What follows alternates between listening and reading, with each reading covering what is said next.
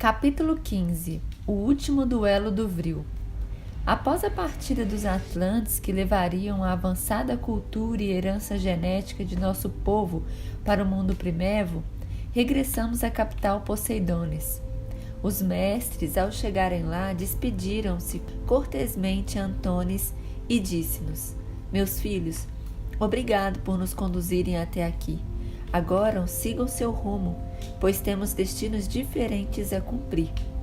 E como sinto que não nos veremos mais nesta vida, peço para refletirem sobre o fato de que o Espírito Criador é um Pai amoroso, está sempre de braços abertos, esperando o regresso de seus filhos que seguem pelo caminho das sombras.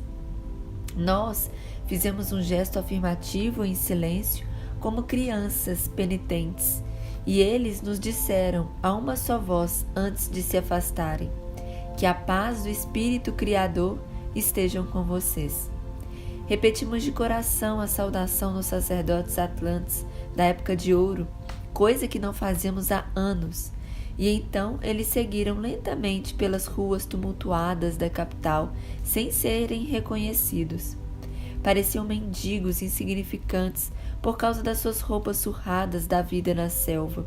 Assim, não causariam alarme, nem seriam descobertos por Gadair, mesmo porque, com a provável morte de Atlas, os antigos mestres atlantes não lhes seriam mais úteis. Nós partimos ao encontro de Arnak-Rio em uma pequena casa no campo, onde nos refugiamos de uma possível represália de nosso antigo líder. Seria uma questão de tempo para sermos os próximos alvos de sua mira, após o desencarne do grande líder da raça vermelha. Quase 2 semanas depois, Atlas finalmente sucumbiu.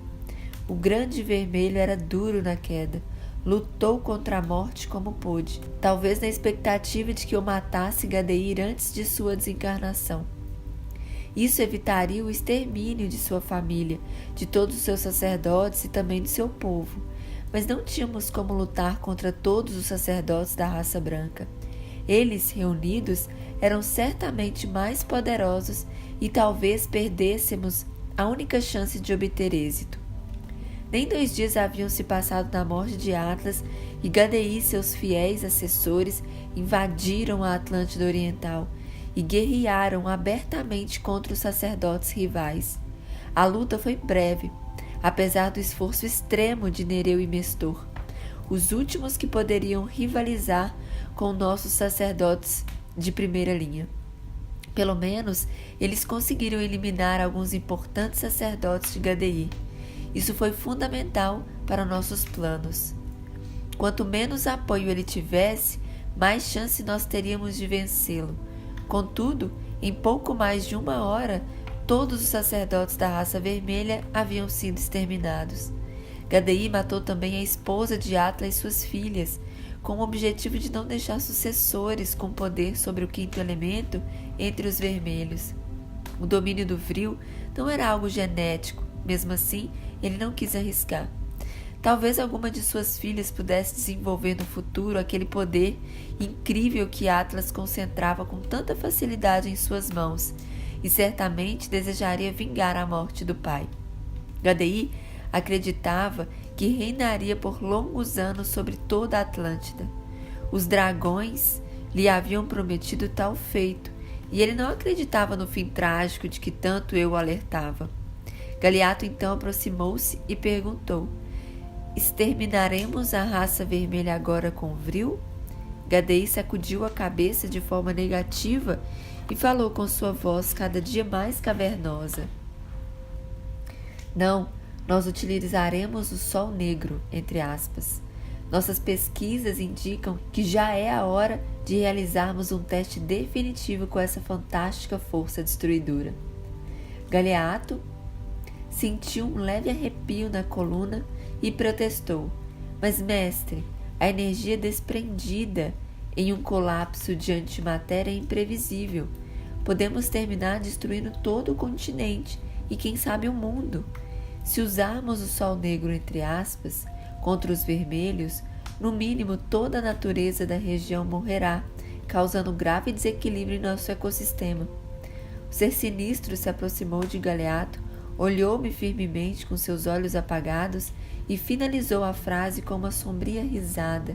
E quem se importa com isso? Galeato retrucou, tentando evitar o pior.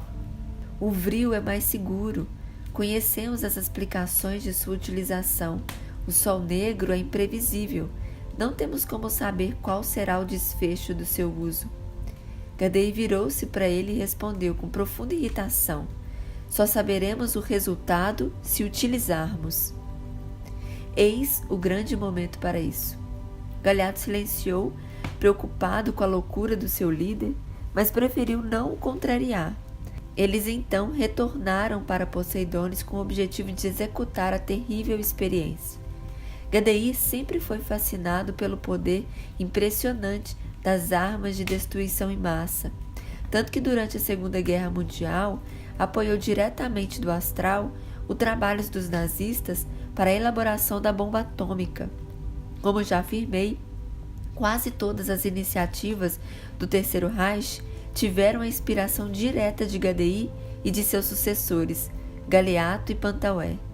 Eles aproveitaram que a cúpula do nazismo era ocupada pela reencarnação de antigos atlantes capelinos, sacerdotes do vril de segunda linha, para intuí-los a realizar um projeto semelhante ao que tentaram implantar em Atlântida.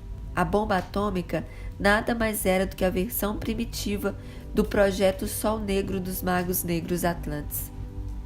A colocação em prática do processo de fissão nuclear, resultando em uma consequente reação em cadeia, bem como todos os demais processos para materializar a tese da bomba atômica, foi acompanhada de muito perto por Gadei, que protegia esses cientistas como se fossem seus próprios filhos. Além disso, inspirava-os o tempo todo a continuarem nas pesquisas dessa força destrutiva. Alguns cientistas não conseguiam parar nem mesmo para dormir e se alimentar por causa da terrível obsessão realizada por Gadei. Pensaram no projeto da bomba 24 horas por dia, até a realizarem. Entretanto, iludiu-se quem pensa que o lado negro é fiel a alguma pessoa ou facção. Gadei logo percebeu que o nazismo fracassaria e passou a estimular os americanos a construir a bomba atômica, utilizando uma das maiores armas das sombras, o medo. Eles manipularam inclusive o famoso cientista Albert Einstein para que ele, instigado pelo temor de que os alemães desenvolvessem a bomba antes dos americanos, desse seu apoio à construção do artefato que ceifaria milhares de vidas japonesas e instauraria a era da Guerra Fria no mundo. Gadei, nos bastidores sombrios da guerra, também passou a alimentar as futuras desavenças entre capitalistas e comunistas, sonhando sempre com a concretização de um desastre nuclear, que felizmente nunca ocorreu, pelo trabalho precioso da alta espiritualidade na Terra. As trevas sempre trabalham dos dois lados, procurando atender apenas seus interesses. Nunca duvide disso. Os senhores da escuridão jamais lutam defendendo um único lado, oferecem seu apoio de acordo com as conveniências. No final, geralmente eles ganham, enquanto todos perdem. Em toda a guerra temos um único vencedor, a morte. Alguns dias depois, os mestres nos encontraram na casa de campo, não muito longe da cidade, onde definíamos estratégias para enfrentar os últimos sacerdotes do vril de toda a Atlântida. Arnak ainda estava muito reticente. Ele não via necessidade de nos expor daquela forma. Por ele, pouco importava se Gadei seria ou não o supremo soberano de toda a Atlântida. Nem mesmo a possibilidade de um mago negro exterminar todos os cidadãos da raça vermelha o preocupava. Arnak só desejava voltar à sua vida rotineira de conquistas. Aos seus olhos, meu plano era muito perigoso, pois se não vencêssemos, seríamos mortos. Segundo ele, talvez fosse o momento de negociarmos uma trégua, já que a luta entre as raças havia terminado. A morte de Nereu, que desejava vingar a irmã, fê-lo passar que estaria livre de qualquer ameaça. Na verdade, Gadei nutria um ódio especial por mim. Ele sabia que Arnak, após minha morte, apoiá-lo-ia sem se tornar uma futura ameaça. Além disso, Gadair acreditava no poder do Vril. Quantos mais mestres da grande energia estivessem ao seu lado, mais coeso e absoluto seria seu reinado. Como já afirmei, ele não imaginava que o fim da Atlântica estava próximo, apesar de todos os avisos que a natureza nos dava diariamente. O poder o cegava cada vez mais.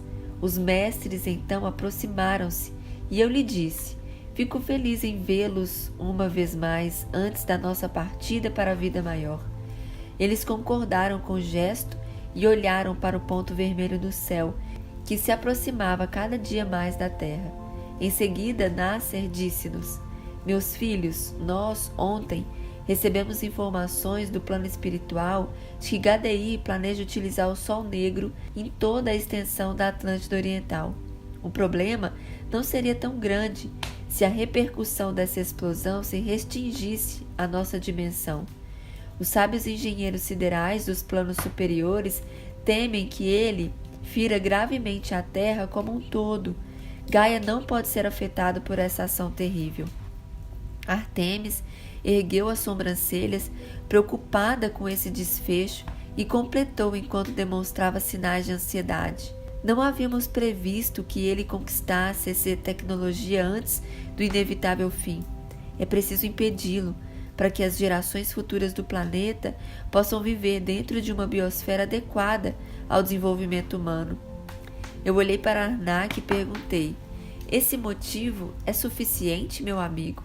Ele fez uma expressão de que estava convencido, mas não satisfeito. No entanto, aceitou, pouco conformado. Artemis em seguida aproximou-se do inconstante Arnak e falou, olhando profundamente em seus olhos azuis: meu filho, essa é a oportunidade que você tem de fazer algo pelos outros. Você pode vir a se orgulhar dessa experiência, e ela pode ser a porta de que você necessita para se desvencilhar do seu ego e encontrar o caminho da luz. Vocês ainda não perceberam, mas estão entre o bem e o mal, sem definir-se por qual caminho seguir. Ele concordou com o gesto, não muito empolgado, mais por vergonha de sua situação moral do que por um real desejo de ajudar. Os mestres partiram então, enquanto as gêmeas e eu ficamos meditando sobre suas palavras. Encontrar a luz. Será que isso ainda seria possível para almas como as nossas? E será que era isso que desejávamos? Arnak abriria mão do seu devasso estilo de vida para seguir por um caminho de abnegação em nome do próximo? Rui abdicaria de sua arrogância e intempestividade para tornar-se um ser cordial e gentil? E eu libertar-me-ia da revolta intensa que me consumia? Meu desejo de vingar seria saciado se eu matasse Gadair? Electra estava morta, e parecia que nada mudou em minha alma, no sentido de aplacar minha ira. Não sabíamos nem quem éramos, nem o que queríamos para nossas vidas. Um incompreensível dilema tomava conta de nossas almas. Parecia que desejávamos fazer parte do grupo da exceção. Quando nos demos conta, percebemos que as palavras dos mestres faziam sentido. Não éramos parte nem da luz, nem das trevas. Lutávamos dentro de um cenário intermediário entre essas duas forças antagônicas. Atordoados com essas reflexões, decidimos imediatamente voltar para a sede do governo Atlante e resolver, de uma vez por todas, aquele impasse que tínhamos com Gadair fazia tantos anos. Era a hora de tudo ou nada. Antes de partirmos, percebi que Lu e Sol estava com roupas diferentes das tradicionais. Elas vestiam as usuais calças negras e apenas coletes com botões de pressão. Seus braços e ombros estavam nus, sendo que na frente o decote era vestigioso. Também não usavam as capas escarlates, mas nos pés não dispensaram suas já tradicionais sandálias.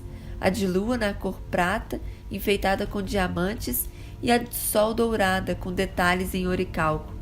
Intrigado, perguntei: algum motivo especial para essas vestimentas sedutoras? Elas sorriram enquanto ajeitavam os cabelos de forma sensual. Sol piscou o olho para mim e respondeu: Ah, meu amor, essa é a nossa arma secreta para o duelo. Eu apenas arquei as sobrancelhas, admirando com o olhar poderoso e sensuais das minhas mulheres, e resolvi não questionar mais. Já era hora de enfrentarmos o nosso destino. Ao nos aproximarmos da sede do poder Atlante, ficamos estarrecidos com a gritaria nas ruas. O populacho comemorava a vitória na guerra, quebrando tudo o que via pela frente e bebendo de forma enlouquecida. Alguns guerreiros da raça vermelha, que eram prisioneiros de guerra, foram soltos nas ruas para serem agredidos e humilhados pelos cruéis vitoriosos. Eram cenas gratuitas de violência, proporcionadas por uma sociedade que havia mergulhado profundamente nos complexos labirintos do ódio. Muitos daqueles que agora se colocavam de forma ameaçadora diante dos vermelhos vencidos eram os mesmos que no período da guerra se escondiam de medo para não terem de lutar nas batalhas. Eram nada mais que os ratos desprezíveis.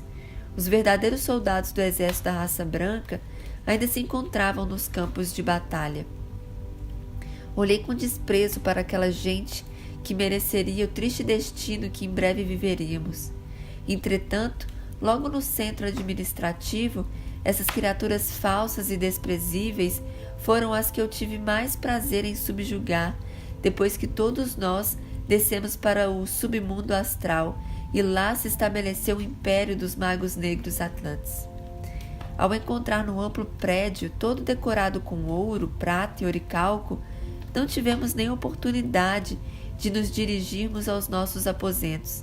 Gadei já se encontrava reunido com os demais sacerdotes no saguão central, provavelmente nos aguardando.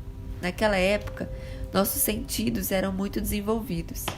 Era comum antecipar ações com base em nossa intuição, algo que o homem hoje em dia pouco explora, por ter esquecido suas origens milenares e também pela natureza primitiva dos corpos físicos da espécie Homo sapiens. Os últimos remanescentes da classe sacerdotal de magos negros atlantes nos aguardavam para o derradeiro combate, com um olhar pouco amistoso. Era a hora de colocarmos à prova os 2 triângulos, entre aspas. Eu na frente, com as gêmeas, cada qual em um dos meus lados, meio passo atrás, lua direita e sol à esquerda, enquanto Arnak e Rio ficaram um pouco mais atrás de cada uma delas, formando um triângulo dentro do outro, uma formação coesa e imbatível, a qual utilizávamos em muitos duelos no astrais por milênios. Gadeir, então, levantou-se do trono do amplo salão, contorcendo seu corpo como se fosse um gafanhoto com longas pernas, e disse: Chegou o momento em que eu tanto esperava. De hoje você não passa, caro Andrew. Eu sorri e respondi, percorrendo o olhar por todos os sacerdotes. Será um prazer, mas antes de iniciarmos, quero dizer a todos os meus irmãos aqui presentes que essa luta não é de vocês. Os que abandonarem esse duelo agora serão poupados quando vencermos. Quem se mantiver aqui, enfrentando-nos, será morto. Dei uma breve pausa e, olhando nos olhos de cada um, completei: sem piedade. A maioria dos sacerdotes riu, ironizando-nos, mas alguns ficaram pensativos. Eu aproveitei o momento da dúvida entre eles e insisti: pensem, meus irmãos.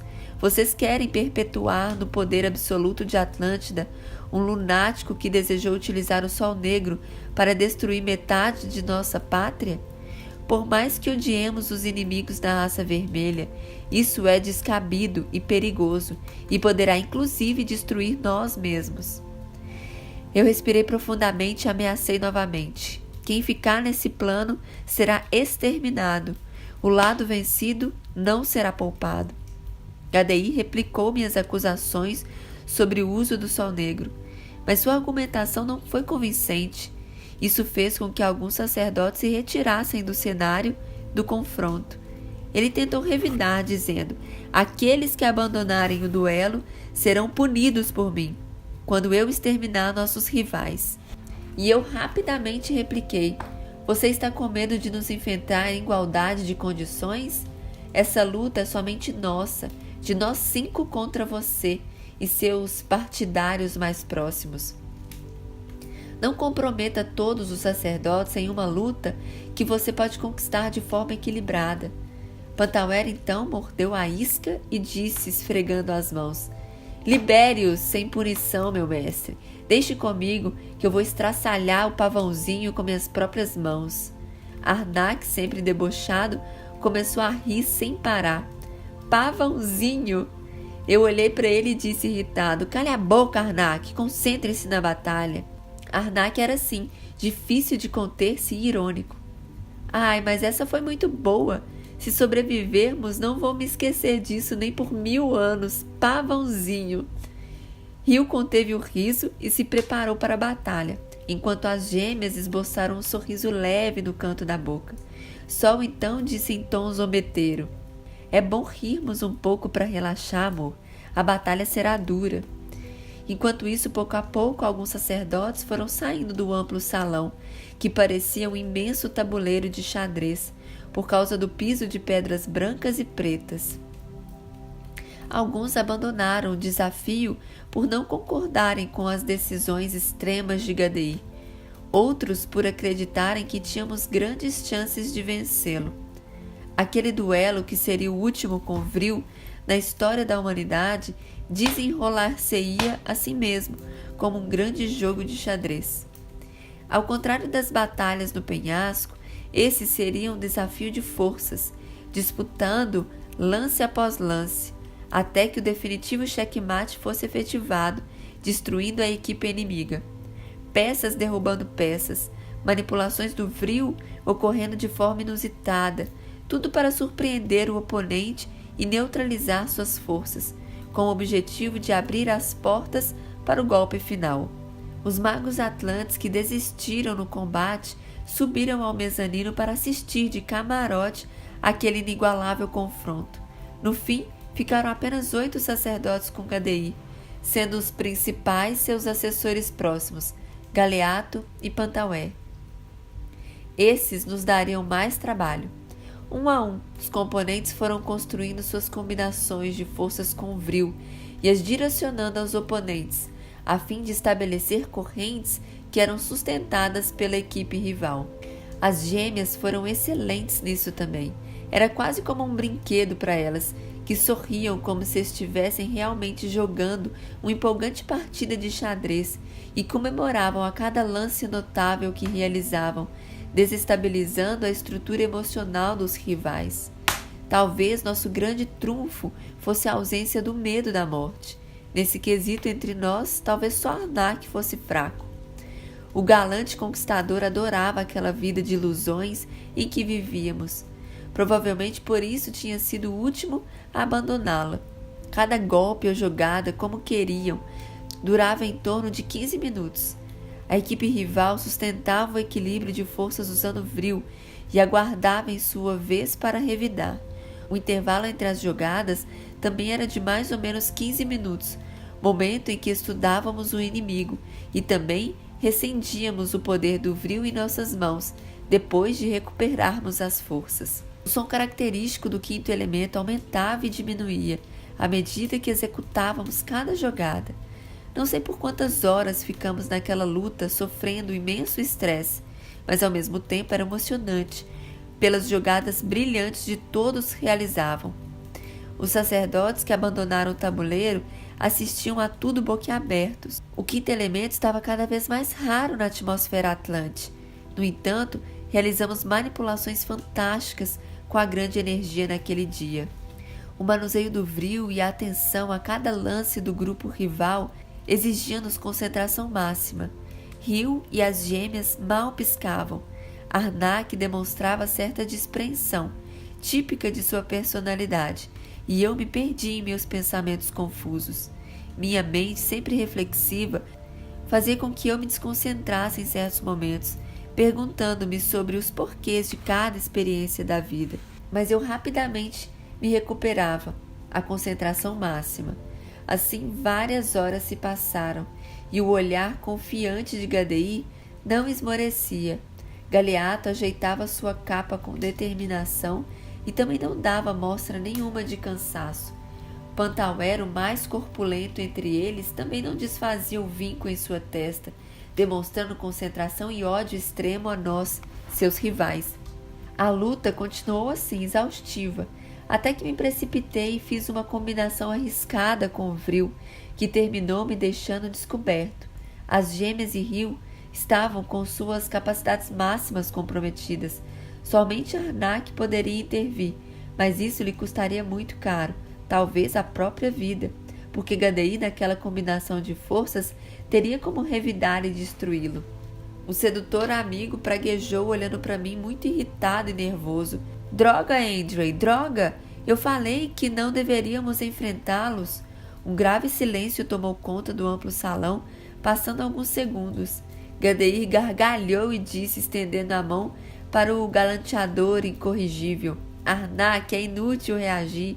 Seja meu fiel discípulo, e todo esse período de rebeldia lhe será perdoado. Eu olhei para as gêmeas e percebi que lágrimas silenciosas escorreram serenamente de seus olhos. Tudo estava perdido. Elas então falaram-me: meu amor, não tema. Em breve estaremos com você no plano do espírito. Eu abaixei a cabeça confuso. Não era assim que eu deveria terminar meus dias, conforme indicavam meus sonhos proféticos. Eu já havia confidenciado às meninas que morreríamos quando uma grande onda invadisse a capital Poseidones, e eu estaria sentado no trono de um rei, com elas duas em suas cabeças, deitadas sobre as minhas coxas.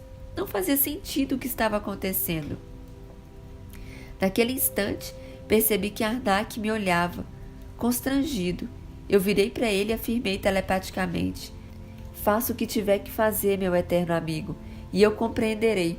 Ele sacudiu a cabeça com a mente perturbada e pude perceber seus pensamentos. Desculpe, Andrei, tudo acabou. É inútil continuar lutando, lamento. Naquele momento abaixei a cabeça e disse para mim mesmo, procurando algo em que me agarrar. Nessas horas, as almas fracas na busca da luz se lembram sempre daqueles que geralmente se esquecem nos momentos de felicidade, o Criador dos mundos. Estou de novo aqui, grande Pai, às portas da morte, e entrego a Ti meu espírito. Faça de mim o que achar justo.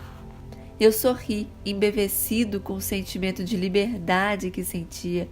Era o fim do ódio, do sofrimento, do desejo de vingança e das rivalidades antifraternas. Eu só queria encontrar um grande vazio, a mesma ilusão que muitos suicidas têm quando procuram a morte. No lado de lá não existe vazio, e sim nossas próprias consciências, mais vivas do que nunca, cobrando-lhes por nossos equívocos e pela fuga de nossos compromissos.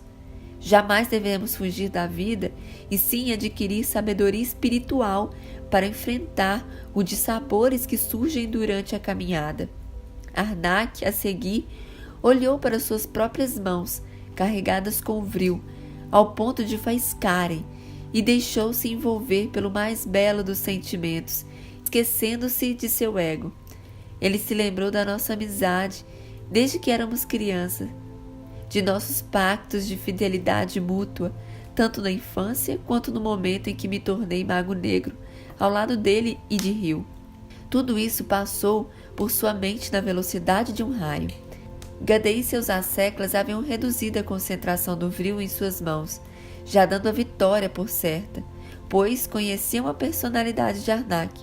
Esse fator surpresa foi-nos de grande valia quando ele inesperadamente manipulou o vril de maneira absoluta, sem reservas, e arremessou-a contra o sinistro ser esquelético de manto negro, gritando de forma selvagem com toda a intensidade da sua alma. O arrogante e esguio líder de nossa raça surpreendeu-se com o ataque e chegou a se desequilibrar, pendendo para trás, mas rapidamente refez-se do susto e revidou, realizando um equilíbrio de forças com Arnak. Porém, infelizmente, Arnak passou a ser consumido. Tivemos de observar, impotentes, seu corpo envelhecendo rapidamente, como se uma força sinistra estivesse vampirizando todas as suas energias, sugando o tônus vital da sua alma e do seu corpo.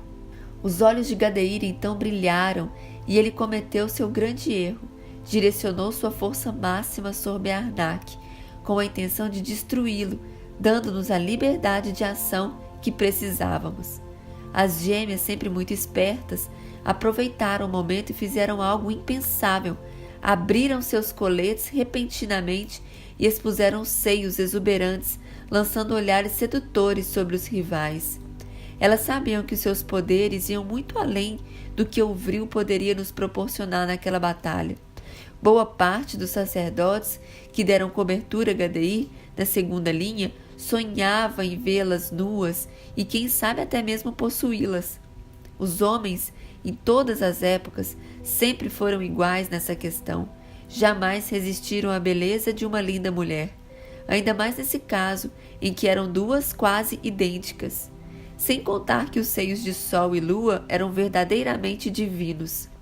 Aquele gesto repentino das gêmeas terminou desconcentrando os sacerdotes que davam sustentação à energia de Gadeir. Eles tiveram repentina taquicardia, perderam o foco na batalha.